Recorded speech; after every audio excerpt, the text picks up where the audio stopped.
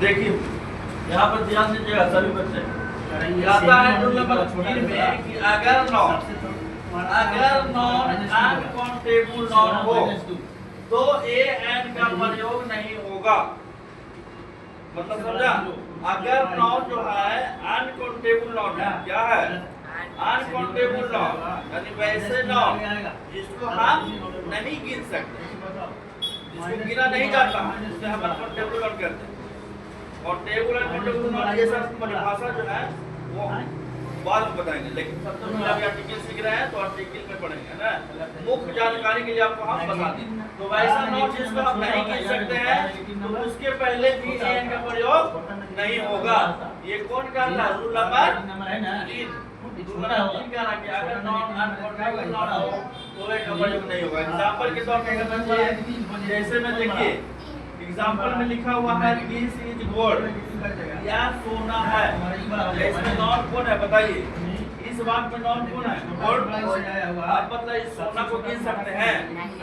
नहीं गिन सकते हैं जी, जो बहुत सारा सोना होता है ना उसको आप गिना नहीं जा सकता। आप मतलब कि इसमें देखिए पहली पहली दिया हुआ लगा हुआ है, नहीं है इस वाक्य में नहीं है ज्ञान का प्रयोग।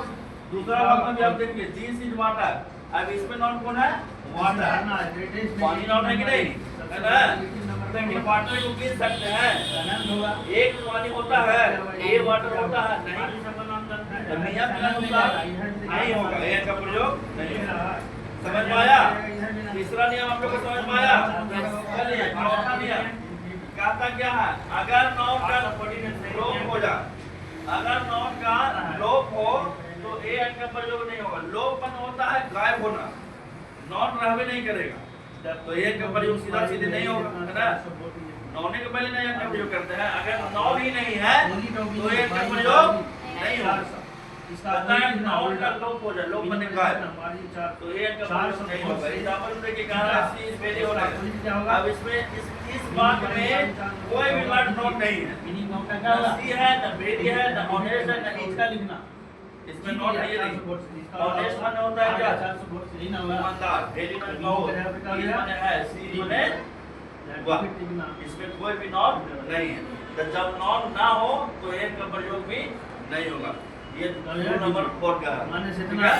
पांचवा नियम समझिए, अगर नॉन के पहले एडजेक्टिव हो, क्या हो, अगर नॉन के पहले एडजेक्टिव हो तो आर्टिकल का प्रयोग एडजेक्टिव के पहले होगा।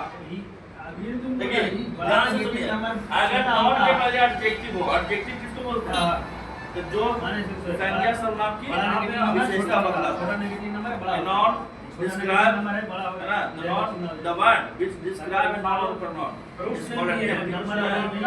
इसका एग्जांपल देखिए, एग्जांपल हम लेंगे प्लस 5 के जैसे देखिए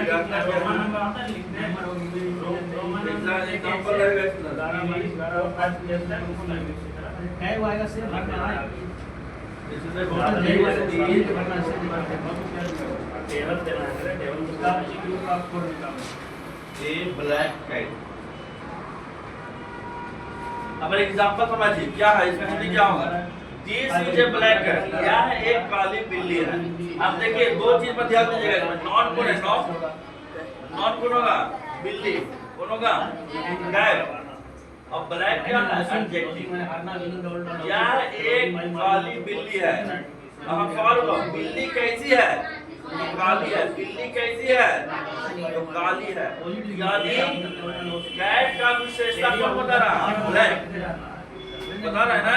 बिल्ली कैसी है, कैसा रंग का है, कलर में काला कलर का है ना, ब्लैक कलर का। ये विशेषता बता रहा है कि बिल्ली का विशेषता बता रहा है कि बिल्ली जो रंग है उसका वो काला है। तो नियम में क्या कहना है कि अगर नॉन के पहले एडजेक्टिव हो तो आर्टिकल का प्रयोग भी एडजेक्टिव के पहले होगा। अब देखिए ये नॉन है, कैट क्या है नॉन, और नॉन के पहले देखिए क्या है ये एडजेक्टिव ना हो गया जी, ये एडजेक्टिव हो गया, ये भी कैट का विशेषता बता रहा है, ब्लैक बता रहा है ना। तो नॉन के पहले क्या है एडजेक्टिव है। नियम क्या कर रहा है कि अगर नॉन के पहले एडजेक्टिव हो तो आर्टिकल का प्रयोग भी एडजेक्टिव के पहले होगा। तो इसका आप देखिए ए का प्रयोग भी यहाँ दिया हुआ है, किसके पहले ब्लैक के पहले आया, एडजेक्टिव के पहले है ना, नियम के अनुसार है कि ना, ए ब्लैक है, पहले ब्लैक आया, तब कैट आया, यानी एडजेक्टिव के पहले नियम के अनुसार ना से देखिए, दिस इज अ ब्लैक है, यहाँ और भी लिख सकते हैं, यहाँ पर लिख सकते हैं दिस इज ए,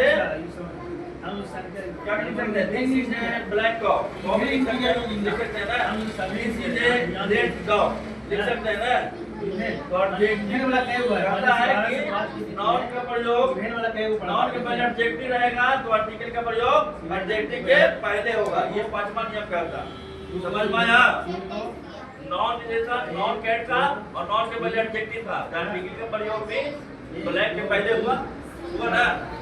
अब आइए सबसे लास्ट और आखिरी नियम, नियम नंबर 6 क्या है, क्या ए एंड का प्रयोग अपने ठीक बाद आने वाले शब्द के उच्चारण का अनुसार होता है।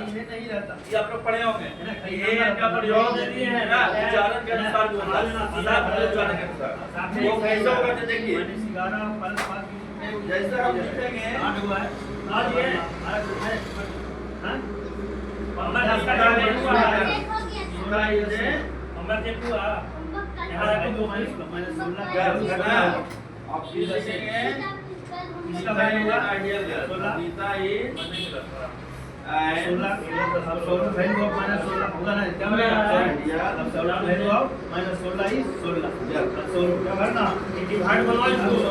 देखिए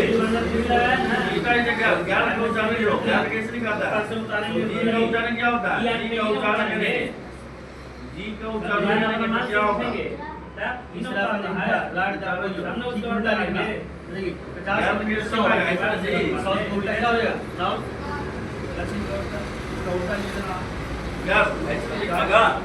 अब बताइए जी का उच्चारण क्या है, क्या होगा क्या कुछ है, व्यंजन वर्ग क्या है,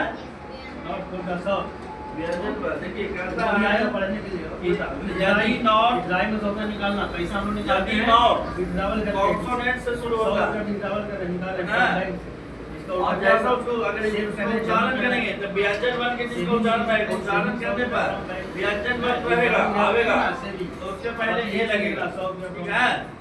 और जिसका उच्चारण स्वर्ण वर्ण की तरह होगा उसके पहले आ जाएगा, जैसे आए यहाँ पर देखिए ज्ञान है तो ज्ञान ज्ञान लिख रहे हैं तो ज्ञान क्या है, क्या है व्यंजन वर्ण है, पढ़े ना स्वर्ण वर्ण व्यंजन वर्ण, हिंदी में 2 वर्ण होते हैं स्वर्ण वर्ण और व्यंजन वर्ण। जब ज्ञान लिखो उच्चारण व्यंजन वर्ण का लिखना हो रहा है इसके पहले ये लगेगा है ना। इसमें देखिए इतना इज आइडियल क्या आइडियल मतलब आदर्श, आदर्श कैसे लिखता है इसे, आदर्श है ना, मीनिंग आदर्श हो गया, ये एडजेक्टिव है, एडजेक्टिव के पहले ही एंड का प्रयोग होता है, पता है। अब इसी में लाइन लगा, क्यों लगा, क्योंकि देखिए आइडियल का मीनिंग अगर रखेंगे तो ऐसे आगे लिखेगा आइडियल 20 मीटर बिलो ये लेवल से 20 मीटर नीचे, डिस्काउंट का 20 मीटर एक हां में ऊपर और सी लेवल आइडियल ऐसे लिखाएगा। अब देखिए इसका उच्चारण कैसे हो रहा है, आप कितना आप क्या है, आप कौन सा वर्ण है, स्वर्ण वर्ण, कौन सा वर्ण है, स्वर्ण वर्ण, छोटे बनाना इसका उच्चारण देखो इधर ध्यान देना, मार लेते इसका उच्चारण स्वर्ण वर्ण की तरह होगा, उसके पहले एन लग जाएगा, जिसका उच्चारण व्यंजन वर्ण की तरह होगा हिंदी में उसके पहले ए लगेगा, समझ में आया। और यह कहना है कि ए एन का प्रयोग अपने ठीक बाद आने वाले शब्द के उच्चारण के अनुसार होता है, समझ में आया, उच्चारण के अनुसार ये कोई दिक्कत, किसी को दिक्कत, किसी को पूछना है तो पूछ सकते हैं, किसी में दिक्कत तो समझने में